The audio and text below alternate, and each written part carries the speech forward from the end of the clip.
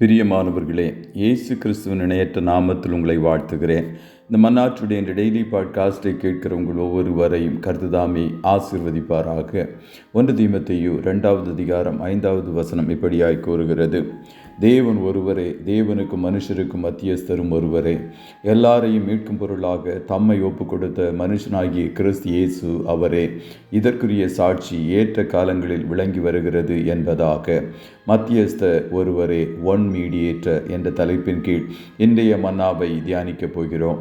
மத்தியஸ்தர் என்பது எதிரிடையாய் காணப்படுகிற இரண்டு நபர்களுக்கு நடுவில் ஒப்புரவாகுதலை கொண்டு வருவதற்கு இரண்டு பேரிடத்திலும் நட்பு பாராட்டி இருவராலும் ஏற்றுக்கொள்ளப்பட்ட ஒரு நபர் எடுக்கிற முயற்சி என்பது அந்த வார்த்தையின் அர்த்தமாகும்.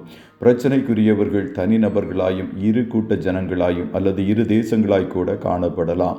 நாம் ஆராதிக்கிற தேவன் மகா பரிசுத்தர். அவர் தீமையை பாராத சுத்த கண்ணன். அவரால் சிருஷ்டிக்கப்பட்ட ஜனங்களோ பாவத்தில் பிறந்து பாவ உலகில் வாழ்ந்து கொண்டிருக்கிறோம்.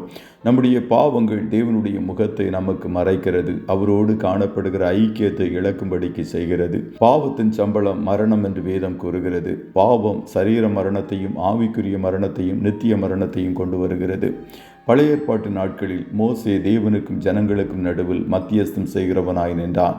ஜனங்கள் பொன் கன்றுக்குட்டியை உருவாக்கி நம்மை எகிப்திலிருந்து நடத்தி கொண்டு வந்த தெய்வங்கள் இவைகளே என்று சொல்லி கர்த்தருக்கு விரோதமாய் பாவம் செய்த வேளையில் தேவன் அவர்களை அழிக்க சித்தம் கொண்டார். அந்த வேளையில் மோசே தேவனுக்கும் ஜனங்களுக்கும் நடுவில் நின்று பரிந்து பேசினார்.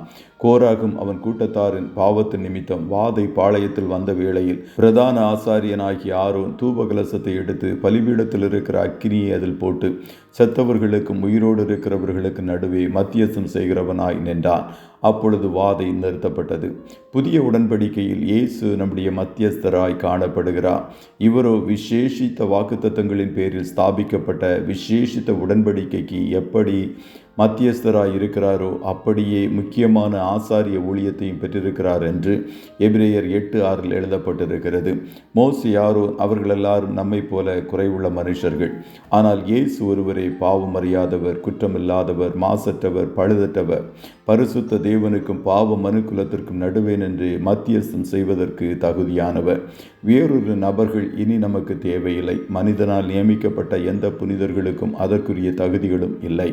இயேசு நமக்காக பிதாவின் வலது பார்சத்திலிருந்து இன்றைக்கும் பரிந்து பேசி மத்தியஸ்தம் செய்கிறவராக காணப்படுவதனால்தான் நம்முடைய மீறுதல்களுக்குரிய தண்டனையை உடனே பெறாமல் பிதாவாகிய தேவனிடத்திலிருந்து இரக்கத்தை பெற்று இன்றும் உயிரோடு காணப்படுகிறோம்.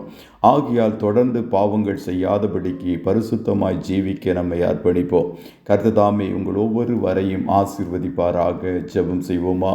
நல்ல தகப்பனே, உம்மை நன்றியோடு துதிக்கிறோம். இந்த மன்னாற்றுடைய இடையிலி பாட்காஸ்டை கேட்கிற உடைய பிள்ளைகள் ஒவ்வொருவரையும் கர்த்தர் ஆசீர்வதிப்பீராக. அப்பா, இன்றைக்கும் பிதாவின் வலது பாரசத்திலிருந்து எங்களுக்காய் பரிந்து பேசுகிறவராய் காணப்படுகிறீரே, அதற்காய் கோடி கோடி ஸ்தோத்திரம். எங்கள் பேரில் இவ்வளவு பெரிய அன்பை வைத்திருக்கிறீரே, அதற்காய் நாங்கள் நன்றி செலுத்துகிறோம்.